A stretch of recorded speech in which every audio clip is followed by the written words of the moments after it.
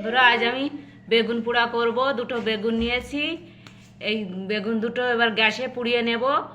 আপনারা চুলাতেও পুড়িয়ে নিতে পারেন। আমি গ্যাসে পুড়িয়ে নেব। গ্যাসে পোড়ালে ভালো হয় বেশি, চুলাতে পোড়ালেও হয়, গ্যাসে পোড়ালে বেশি ভালো হয়।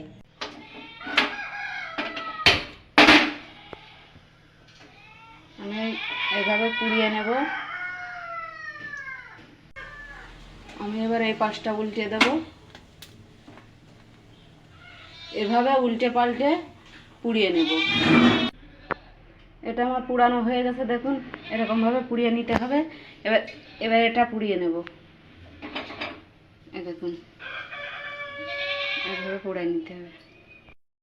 আমি বেগুন দুটো পুড়িয়ে ঠান্ডা করে নিয়েছি, আর দুটো কাঁচা লঙ্কা নিয়েছি, আর পেঁয়াজ কুচি করে নিয়েছি, সর্ষের তেল আর লবণ। আমি বেগুন দুটো এভাবে ছাড়িয়ে নেব।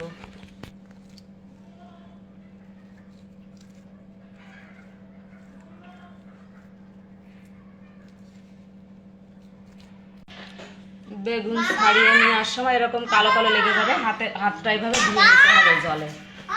আমি বেগুনটা দেখেন ছাড়ানো হয়ে গেছে, এভাবে এটা নিয়ে নেব।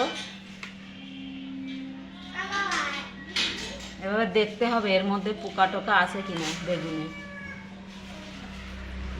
আমি ওটাও এভাবে ছাড়িয়ে নেব। আমি এভাবে ছাড়িয়ে নিয়েছি। এবারে এর মধ্যে দিয়ে দেবো লবণ,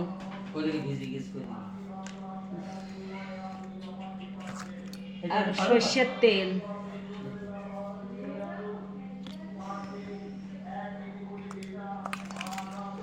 পেঁয়াজ কুচি আর কাঁচা লঙ্কা দুটো দিয়ে মেখে নেব। লঙ্কা দুটো মেখে নিয়েছি, এবার এটা এভাবে মেখে নেব।